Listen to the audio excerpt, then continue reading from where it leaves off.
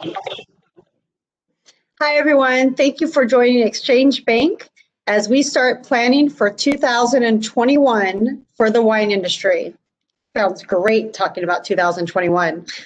So today with Exchange, we're going to be covering wine industry trends, how to adjust, and looking at financial strategies as you start navigating yourself through into 2021.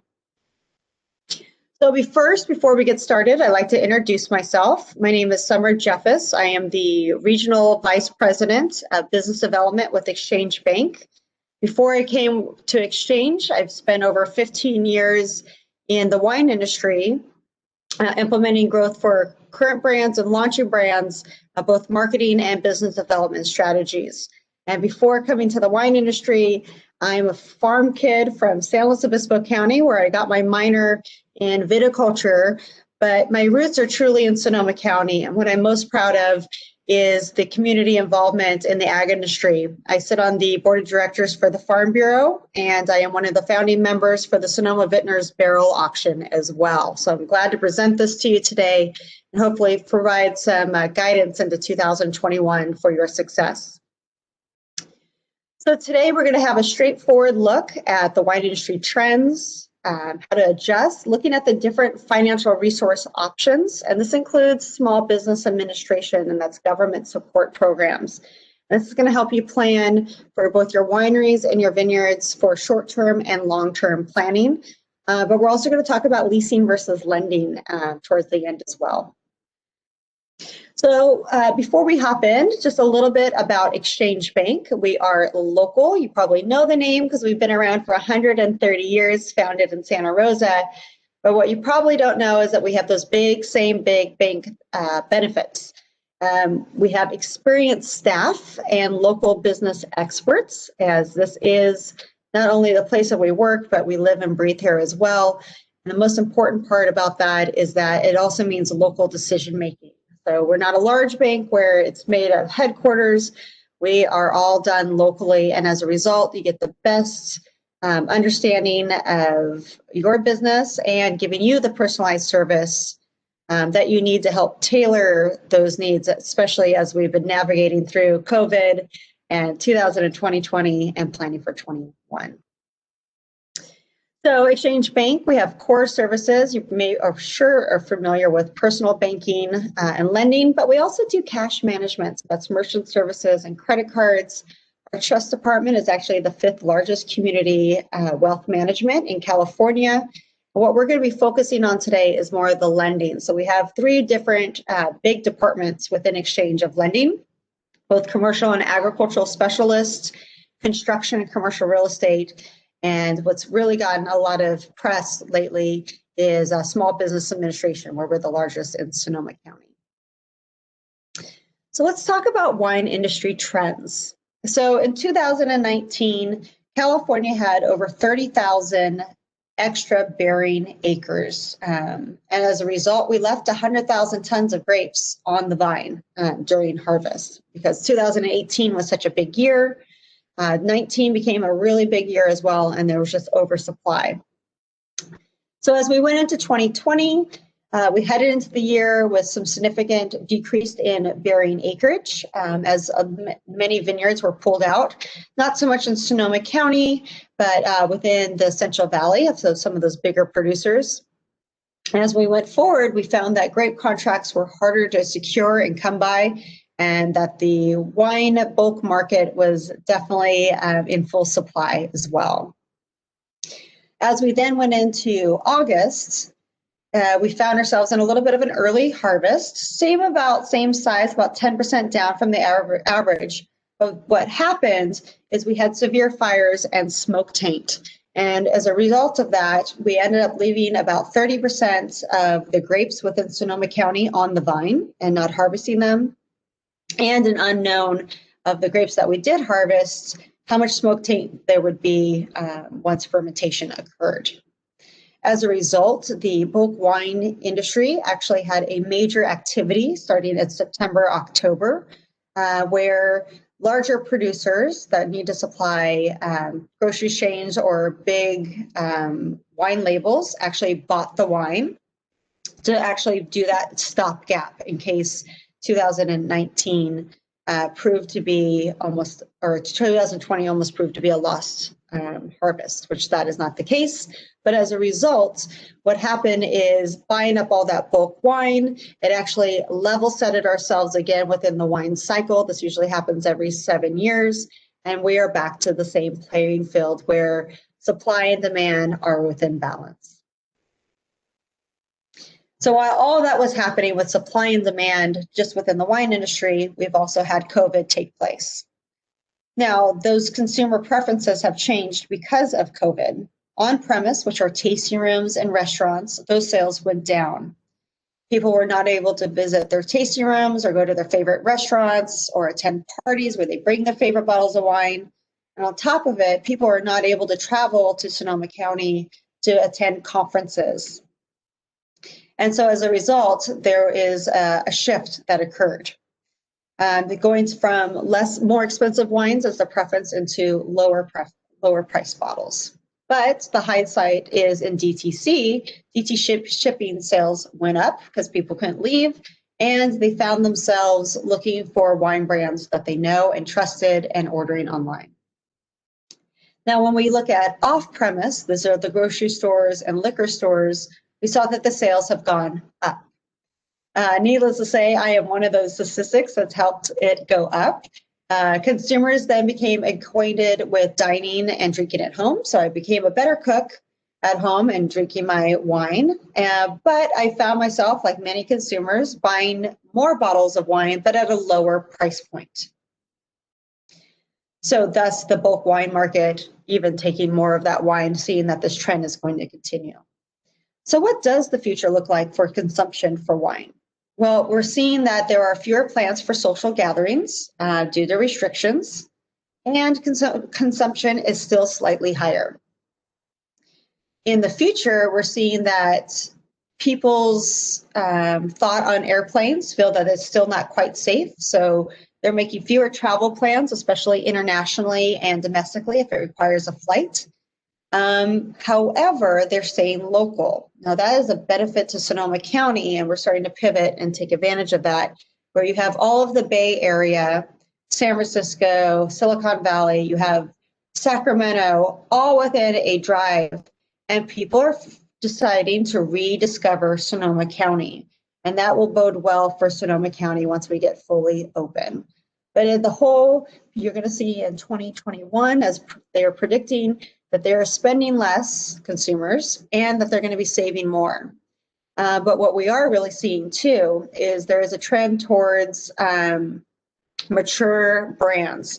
They're going back to the tried and true brands that they know were high quality and that they know well. It's the same thing with like Campbell's soup.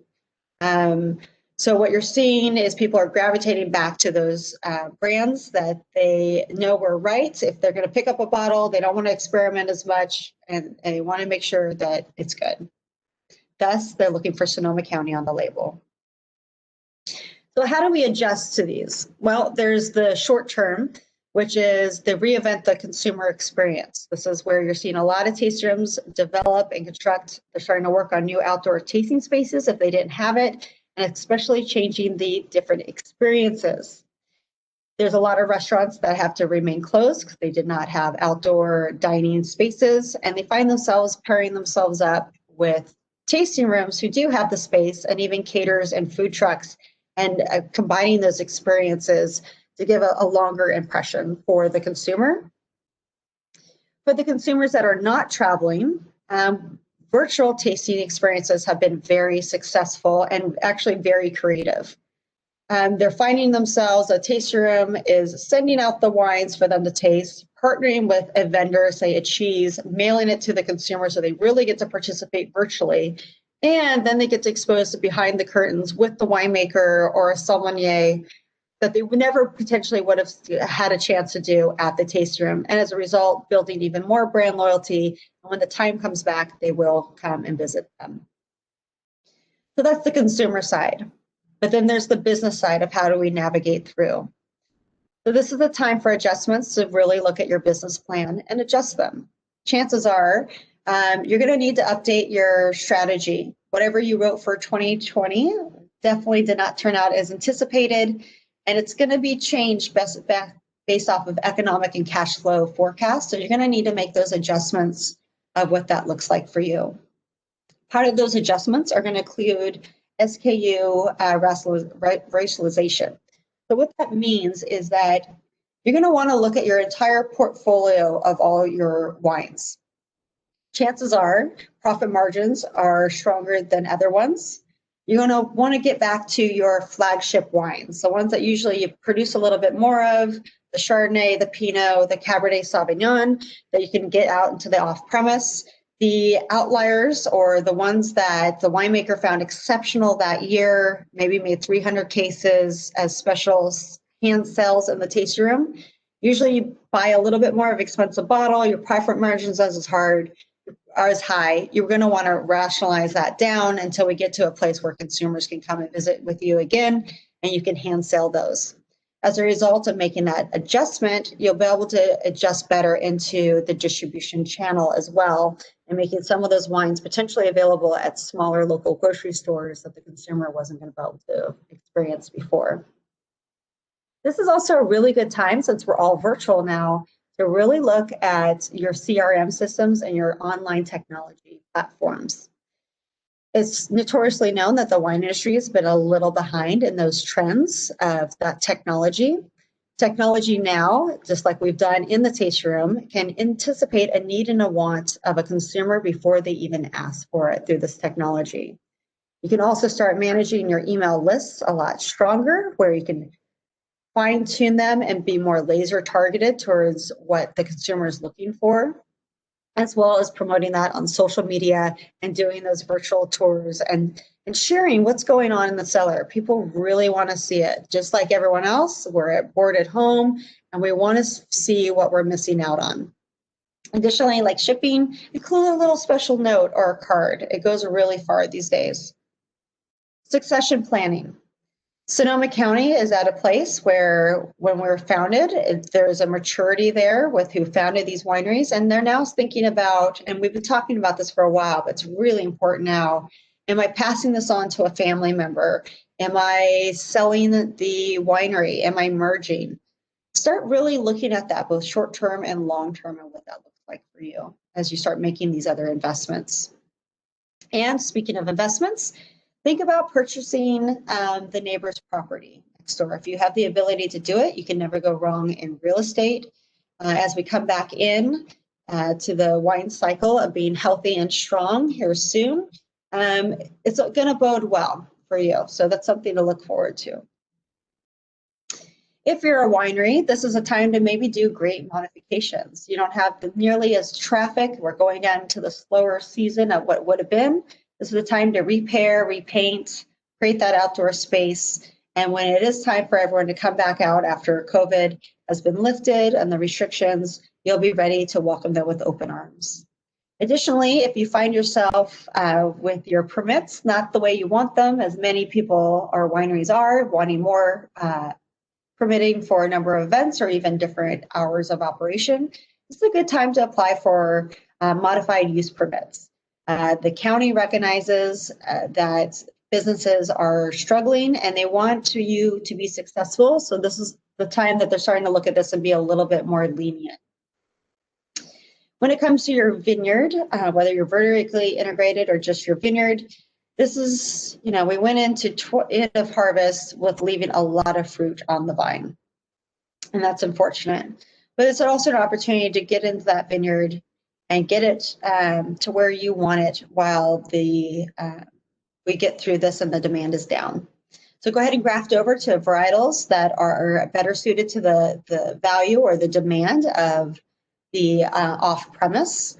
And this is the time to fix those diseased vineyards that you've been meaning to. The consumers love those big red leaves, but we know that it's only a matter of time that vine would need to be replaced. Also, there's a trend that we're seeing more and more prevalently, especially during harvest, is that we're using less seasonal employees. We've had competition with other industries for the same labor workforce.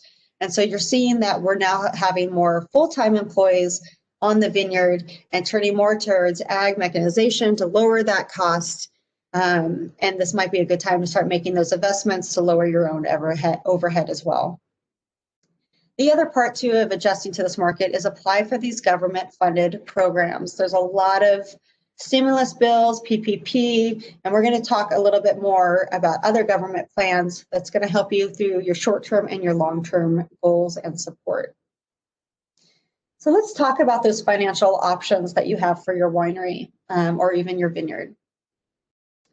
So it's a different landscape in the banking world than it was even a year ago.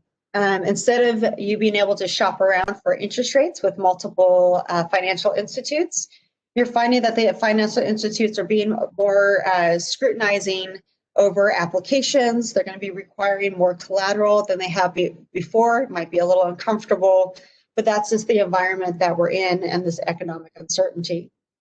So we like to use the 6 C's of credit. You may have heard of it as the 5 C's of credit, but the one in orange is for Exchange Bank.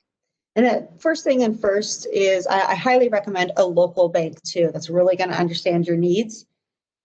So the first thing what we look for and we're going to ask about is we're going to check is your credit score and your history. If a local bank, we're going to look at your reputation and your standing in the ag community of how you conduct yourself. For Exchange Bank, we call it compassion. We really want to understand the story behind the numbers and be your advocate to a borrower. And the reason for that is at that time and place to hand us a balance sheet or a profit and loss statement isn't going to tell us the full story, especially in agriculture when we have such a seasonal harvest, as you may know. So it's good to get that full picture. We are going to adjust capacity. So based off your income or other financial obligations, so other loans that you may have, we look at ratios on your ability to repay that loan based off of that income and that debt. Collateral. We're looking for a way to secure any repayment. So this is where banks across the board are really now looking at the houses, your assets, and the land, and appraisals are more important than ever. The capital is how you, as the borrower, are invested into this ag operation. Are you the family owner and a sole proprietor, or are you just an investor? That does play a role in those decisions. And then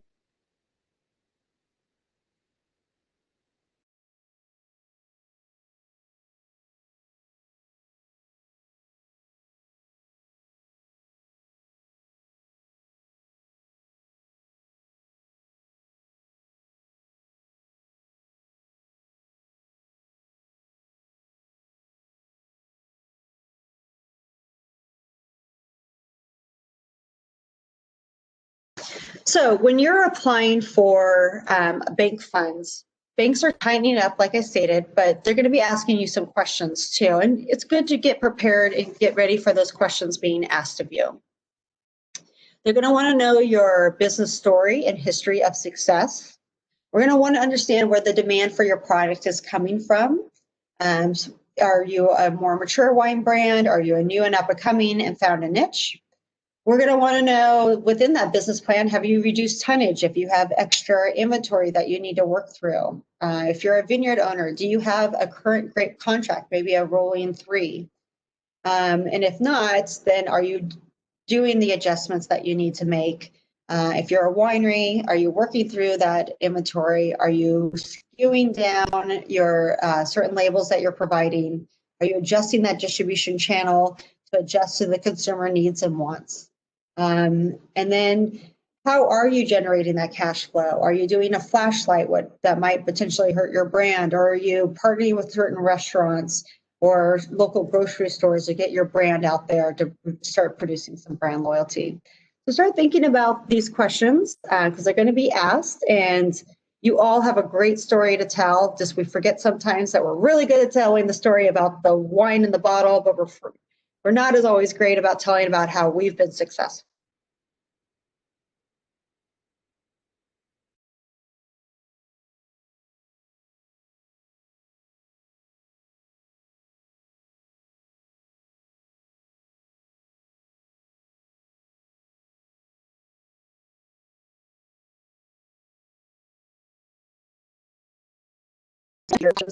short time periods that you need a smaller dollar amount and not for as long. And usually these are in business lines of credit. So that's a dollar amount sum that you don't start paying interest on until you actually need to borrow it and then maybe pay it off in a short term, especially in seasonal. You need to pay the workforce to harvest the grapes, and then you can pay it back as soon as you get paid for your grapes as well. Another bucket within that short term is actually equipment leasing, and we'll touch on that. And then you look at long term. So this is more than 3 years, up to 30 years. This is maybe you planning a bigger project. And these are what we would call traditional loans. But there's also the Small Business Administration, which we'll talk on, which is government-backed funding. So it's a different type of loan.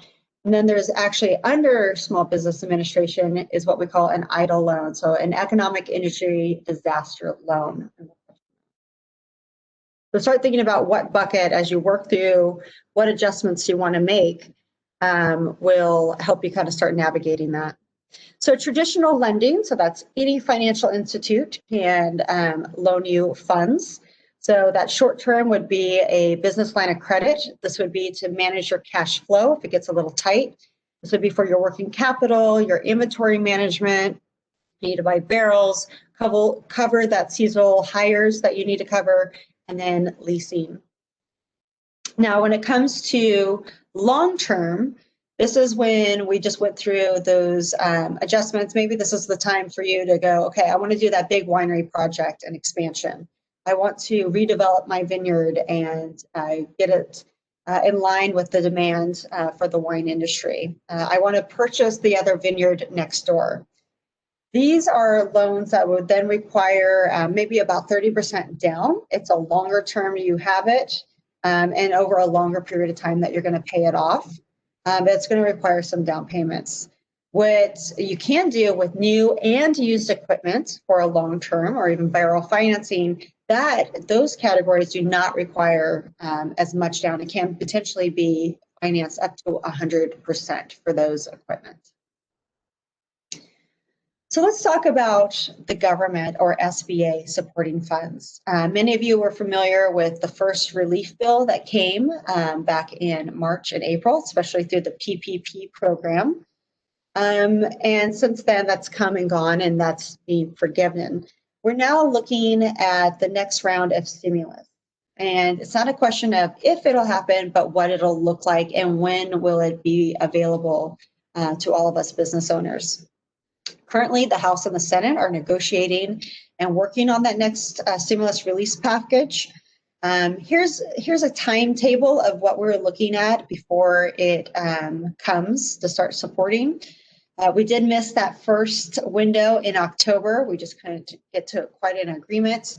We're hoping for November during these elections. It's on the back burner, but potentially the next potential going forward is late November and then hopefully early December, at least before the holidays. And the Senate and the House don't come back until a potential February. But we're hoping to get that stimulus within 2020. Now, if you had a PPP loan before, this will, if it stays way it's written, there'll be another round of PPP and you could apply for it. However, this time, which these are forgiven loans, you would have to demonstrate that you have a 50% loss compared to 2019. So this might actually work pretty well for someone who has vineyards that they had to leave fruit on the vine or wineries. And additionally, and it's not confirmed, but they are looking, instead of accounting for gross profit, doing net profit, which would really help agriculture as we invest back into our farmlands. And it's just a different financial structure than compared to a retail or a storefront. So there's the economic injury disaster loan. So this is part of the SBA program. This has been around for a really long time, and it's actually been utilized by Sonoma County before pre-COVID. And this would be for the Tubbs Fire and Vineyards and even Kincaid. So this is designed to provide economic relief during a disaster and provide temporary loss of revenue. It provides a low interest rate of 3.75. This is a loan. It does not have the chance of being forgiven. There are some programs still out there, though, that might, take $1,000 off or so as a grant. So it's something to look into for you as a business if you need to kind of carry through, consolidate some items, get that relief you need to get over the hump. This is one of the first ones I would look at. And then there's SCORE. Now, this is actually a resource that I highly recommend. Is if you're not ready to talk to your financial institute, that you're needing some assistance and you want to get everything put together and kind of figure out how you want to navigate before you start talking to whoever is your lender. SCORE is actually partnered with the SBA program. It's free. It's actually tons of executives that are retired that are there to provide counseling, education, look at your financial statements, actually provide recommendations of kind of directions that you maybe want to go financially and the routes you want to do to fund and keep your business in the direction that you want. So these links will be made available to you in this PowerPoint. So the Small Business Administration, you can see, has its fingers in many areas within funding, and it's guaranteeing federal funds. So once an SBA loan is done, it's backed by the federal government, and the idea behind SBA is to really strengthen and maintain the economy for small businesses, and so that's businesses under 500 employees or less. And SBA loans, different than traditional loans, are going to require a little bit more paperwork and a little bit more patience, as it is a government program, but it can be used for many things: your inventory, your equipment, buying another winery, business acquisitions, construction, renovations. When it comes to agriculture, the only caveat to consider is that if you're thinking about vineyard property, it has to have an owner-occupied building there on the property. So if it's just a vineyard and no one's living there, it doesn't necessarily qualify for SBA. But the great thing about SBA is it has lower down payments. So instead of that traditional, potentially 30% down, it's going to have a little bit different criteria, maybe 10% down, both business acquisitions and real estate. Now, what you want to look for if you're considering an SBA loan, especially locally, is look for a preferred lending partner of the SBA. Since the PPP loans, there's a number of banks that have done some SBA loans, but they're not preferred partners. So what that means, and Exchange Bank being a preferred partner, is that we have a strong working relationship with the SBA, so much so that they trust us to make those decisions on behalf of the federal government or the SBA in-house and internally. Now, if the lending officer or the financial institute is not a preferred lending partner, they have you fill out the same application, and they actually then send the paperwork to the SBA or the federal government for their review, and then wait for their approval and then come back. So anyone who's experienced any of these government applications recently knows that it's going to take a lot longer, probably a lot more scrutiny, and then a local preferred lender who understands your business more. So that's one definitely I recommend. And you can do it for equipment as well. So if you have the ability and potentially explore SBA loans for sure. It's going to help you. And finally, let's talk about leasing. So as we've gone through this, we've talked about the trends, ideas for adjustments. I know you're thinking about 2021 and where you want to do. And if you know that your cash flow is going to be tight, I recommend looking at business leasing. This is a contract between a lessor, so someone who owns the equipment, and you're essentially borrowing it for a dollar amount. And this can be for new or used equipment or even commercial vehicles. It gives you a little bit more flexibility on terms and payment. It does have a minimum about $20,000, but what you can use leasing for is pretty amazing when it comes to agriculture. So forklifts, tractors, harvesters, winery equipment, these are the bottling, the pressures, the stemmers, chillers, tanks, wine barrels, solar. There's always a need for some form of leasing, and it frees up your cash and your business lines of credit if you need to do lease. So when do you want to know, when do you lease instead or purchase the equipment? Leasing is going to be less expensive in the short term. So that'll help you if you have the cash flow. It's really convenient, quick application. There might be some tax advantages that you want to look up or ask your CPA. and it frees up that working capital for you and those lines of credit. Now, if that sounds like a good option, that's fantastic. Now, if you're able to, another consideration is actually buying the equipment or getting a loan. So it's a higher expense off in the beginning, but long term, it's a cheaper alternative, and you actually maintain ownership of the equipment. So overall lower cost. So it gives you a few flexibilities in which direction you want to go in. With all of that said, knowing as we navigate into 2021, know that there is a lot of options and resources out there that's made available to you. And please consider me as one of your resources, whether you're an exchange bank customer or with another financial institute. Happy to talk through some of your scenarios that you're looking at and guide you in the right directions as you start planning for 2021. So I hope you find this successful. As we get into one insight of planning for 2021, I'm so glad to help on behalf of Exchange Bank. We wish you a prosperous 2021, and we hope to help you again in the future too. Take care, everyone.